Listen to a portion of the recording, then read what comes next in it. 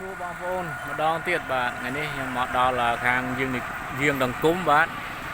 ចិត្តវត្តយាងដង្គមបាទមានស្ទឹងហើយមានផ្លូវកែងចិត្តវត្តមានសល់ស្លាកស្នាមប្រាសាទដឹងថា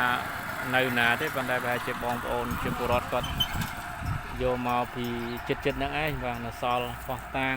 នេះលក្ខណៈសម្គាល់ថាមានប្រាសាទបុរាណហើយបាទយកមកតម្កល់ទុកនៅកែងផ្លូវចិត្តវត្តយាងនេះបាទតាមមានស្ទឹងមានអីបាទនេះ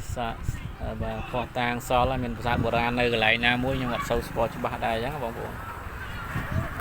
នេះខាងសេវៈបាទយោនីហើយនឹង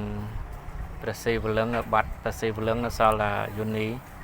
គឺតំណាងឲ្យព្រះសិវៈបាទ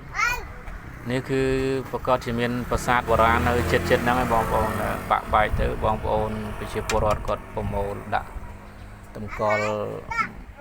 មកដុំឲ្យធ្វើរោងធ្វើអីតម្កល់ថែរក្សាអញ្ចឹងបងប្អូនអរគុណបងប្អូន